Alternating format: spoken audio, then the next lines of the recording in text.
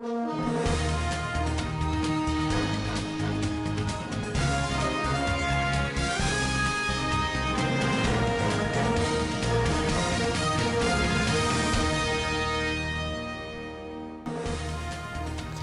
tells Zamfara state government to enforce HIV status before marriage. Cooks have been assured of their payment soon by the Ministry of Humanitarian Affairs. Armed men attack Kaduna Highway, killed and kidnapped many travelers. On business, Securities and Exchange Commission to promote trading of agricultural produce in the capital market. And on the international scene, millions across the U.S. wake up to massive shutdowns to curb spread of coronavirus.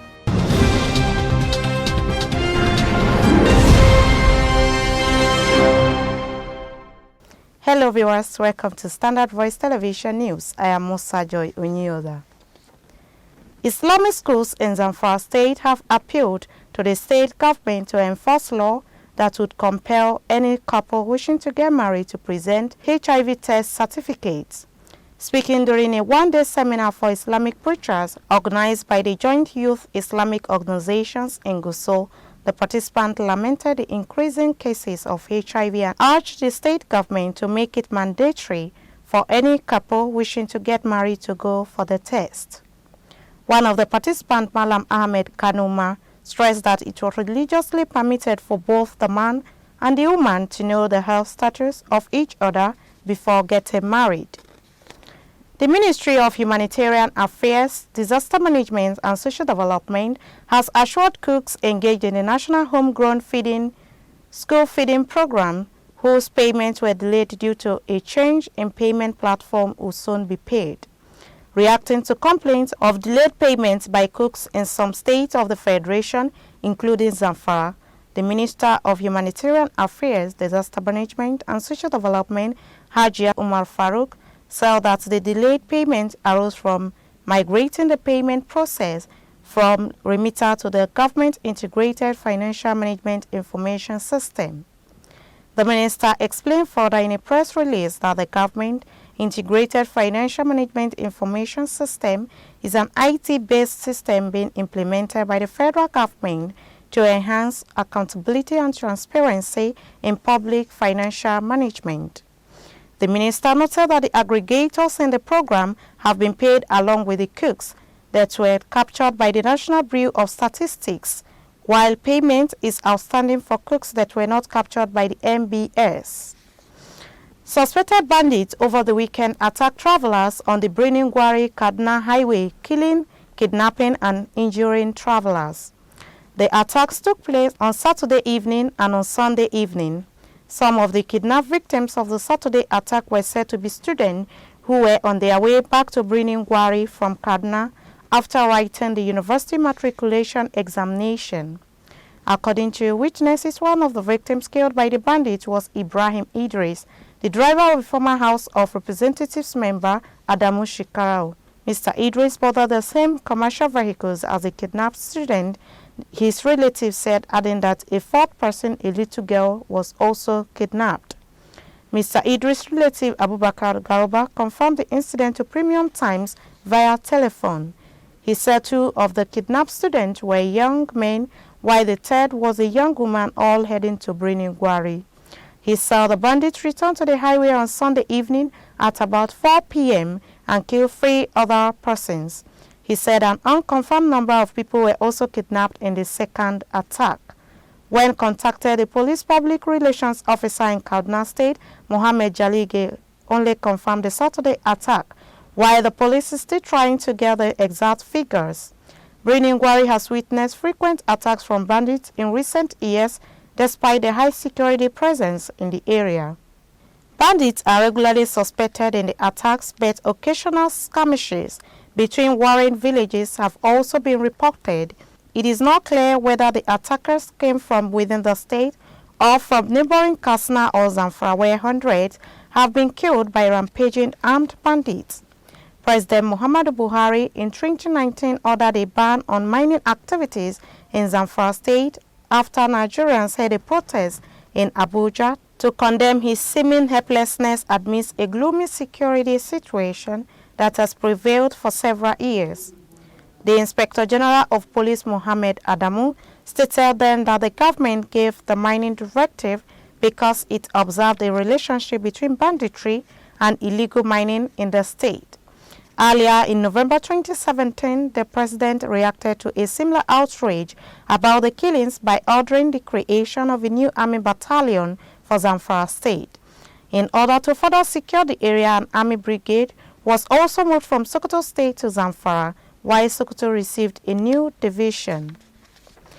Barely 24 hours to the scheduled emergency National Executive Committee meeting of the All Progressives Congress, a Sokoto High Court has restrained the party from appointing or electing Malam Lanre Issa Onilu or any member into its top positions except through a national convention.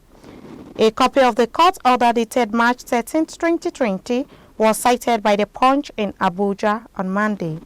The APC National Vice Chairman Northwest Inuwa Abdul Qadri is in court challenging the appointment of the APC National Publicity Secretary Malam Lanre Issa Onilu, which he claimed was not done in accordance with the provisions of the APC Constitution. The party's NWC also recently announced the appointment of former Oyo State Governor Abiola Ajimobi and 3 others as national officers of the party.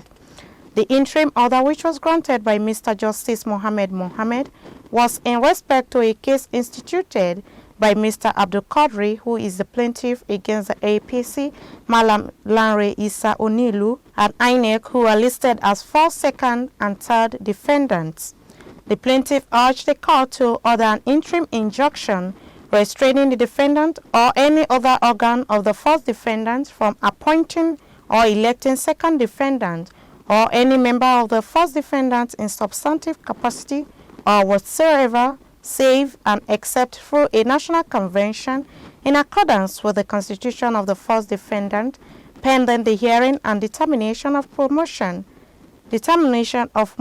or notice now pending before the court.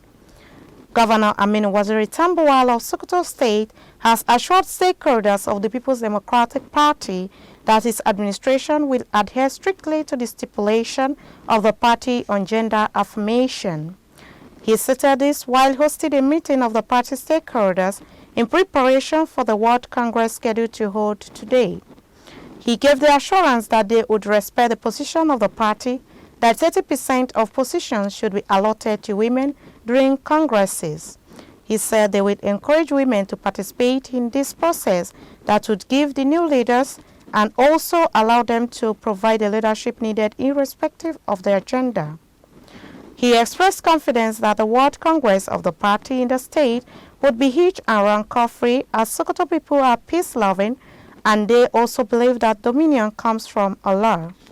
He assured that he would not influence the process of the Congress in any way, including any move to impose candidates on the party. Earlier, the leader of the delegation of the party's Congress committee to the state, Mr. Obuefi Ozumbachi, had noted that the people of the state are known to be peace-loving, so they do not expect the Congress to be marred by irregularities or violence. Emphasizing the strategic relevance of the state in the political matrix of the Northwest geopolitical zone, Mr. Ozumbachi expressed hope that the way he assisted the party to get control of Zamfara state, he should also work to capture the remaining state in the zone that do not belong to the People's Democratic Party. Mr. Ozumbachi's committee include Alhaji Ali Ahmed Kwara, Mr. Jagaba Adams Jagaba, and 3 others. The Nigerian National Petroleum Corporation says that a gas explosion caused the blast which rocked Abule Ado area of Lagos State. In a statement by the Group General Manager Public Affairs Division, Dr. Kenny Obateru, the blast occurred after a truck hit some gas cylinders stacked in a gas processing plant located near the corporation system 2B pipeline right-of-way. He added that preliminary findings indicated that the impact of the explosion was huge and that it led to the collapse of nearby houses and damaged some NNPC pipelines. Dr. Obateru said when the corporation heard about the explosion, it halted ongoing pumping operation on the Atlas Cove Mosimi pipeline, which was active at the time of the incident, while efforts are being made to curtail the fire. The NNPC spokesman appealed to members of the public and residents of the affected communities to remain calm and assured that the temporary shutdown of the petroleum product pipeline would not affect the normal supply of product to Lagos and its environs. Soldiers have arrested a suspected member of a cult group that has been terrorizing residents of Aba Metropolis. Sources told the Nation that the suspect, Uzochi Samuel, 22, claimed to be a business administration student of the Abia State Polytechnic, Aba. It was gathered that someone tipped off the soldiers on sighting the suspect with a gun, and he was arrested. Upon research, a locally made pistol and cartridges were reportedly found on him. According to a military source, the suspect claimed that a gun was given to him by their group leader identified as Wanchijoke Roland. The source said that the leader of the gang is on the run, adding that the suspect would be handed over to the police for investigation and prosecution. The Nation reports that activities of cult groups are on the increase in Abia State commercial capital. We'll be right back after this short commercial break. Stay tuned.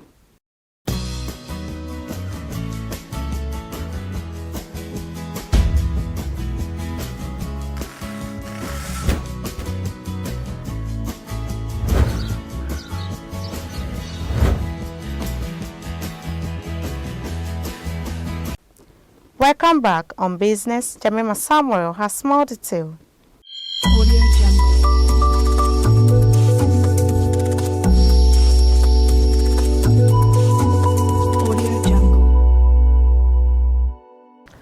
Welcome to Business Desk. The Security and Exchange Commission (SEC) is promoting the trading of agricultural produce and solid mineral on the capital market as part of its effort to bolster the federal government's action in diversifying the economy.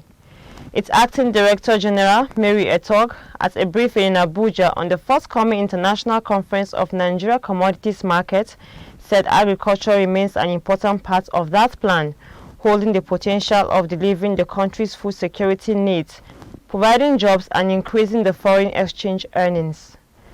She said a structured market for commodities will provide a fairer playing field for local market participants, while providing the required infrastructure for the international market to be exposed to Nigerian commodities. It will also provide price discovery to market participants, producers and consumers alike, leading to efficiency and better decision making. According to her, the three commodities exchange in Nigeria, backed by robust public participants from key stakeholders, notable financiers, donors, public stakeholders and government officials, and international commodity exchange, as well as the larger retail investment community, could unlock more capital in short to medium term. Still on the business news, Insurance Limited has trained its retail managers to improve sales, knowledge and boost efficiency. The training, a quarterly retail managers training area, sales managers, senior sales manager and retail sales managers, was held in Uyo, Akwa Ibom State. The company's managing director, chief executive officer, Mr. Val Ujoma, who commended the efforts of the retail team, said the team is the company's potent sales force. He stated that the team, which had over 3,000 vibrant men and women from all over Nigeria, has sold insurance under the sun and in the rain to ensure the company stays ahead in the retail space. He said the firm undertakes the quarterly exercise to serve two purposes. They are to continuously improve the sales, knowledge and capacity of its retail team, and also to align the sales team with the firm's corporate strategy, a formula that has been working quite well for the company. He said to build a consumer-centric positioning and enhance customer management relationship, they recognize the need to always put the customer first at the heart of everything the company does.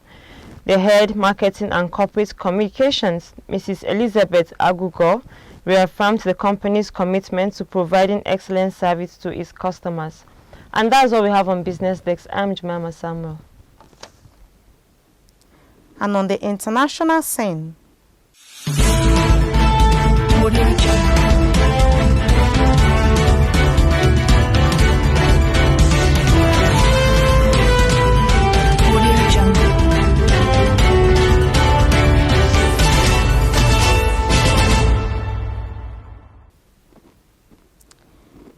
The end of a weekend spent indoors away from neighbors, friends and communities of worship will not bring relief to Americans on Monday as they face a slew of new restrictions designed to curb the spread of COVID-19. Millions of students are out of school. Some restaurants were prohibited from inviting patrons inside, and public entertainment venues are becoming harder to come by. As U.S. coronavirus cases increase, there are at least 3,485 cases and 65 fatalities, so to have effort to prevent future spread. Social distancing, a preventive measure encouraged by health and government officials, is altering the way people in the U.S. eat, work, study, and socialize. The coronavirus pandemic could shut down schools for months, leaving some students hungry and far behind their peers. Students in at least 31 states as well as Los Angeles and New York City are not heading to school. School districts and universities have started to transition to online method of instruction until work can resume in classrooms. States including Illinois, Ohio, and Massachusetts have placed restrictions on the operations of bars and restaurants to discourage people from gathering in close proximity of one another. Illinois Governor J.B. Pritzker is ordering all bars and restaurants to close to the public beginning Monday night till March 30th. He said Illinois officers are working with restaurant owners and food delivery services to coordinate so restaurants can keep kitchens open for food delivery. Governor Jay Inslee of Washington said in a statement that the state will shut down bars, restaurants, and recreational facilities in an effort to mitigate the virus. He said he will sign the shutdown order and issue a ban on gatherings larger than 50 people on Monday. Massachusetts, which had previously banned gatherings of 250 people or more, reduced that number to no more than 25 on Sunday. External view of a closed theater after New York cancelled all gathering over 500 people due to COVID-19. In guidance issued Sunday night, the U.S. Centers for Disease Control and Prevention advised the public to cancel or postpone gatherings of 50 people or more across the nation for the next 8 weeks. State order bar closures and restaurant restrictions as coronavirus cases climb. The advice follows growing cancellation of entertainment, sports, and social events. The National Basketball Association, National Hockey Association, and the Major League Soccer have all had cancellation in their season, and Broadway theaters have suspended New York City performances. That has been the news from Standard Voice Television. To end the news, a quick look at the major headlines. Clarice tells Zamfara state government to enforce HIV status before marriage. Cooks have been assured of their payment soon by the Ministry of Humanitarian Affairs. Armed men attacked Kaduna Highway, killed and kidnapped many travelers on business. Securities and Exchange Commission to promote trading of agricultural produce in the capital market. And on the international scene, millions across the U.S. wake up to massive shutdowns to curb spread of coronavirus. That's the news on behalf of the production crew and head of News and Current Affairs Department, Alhaji Ibrahim Garuba Tunau. I still remain Musa Joy Onyoda. Stay tuned.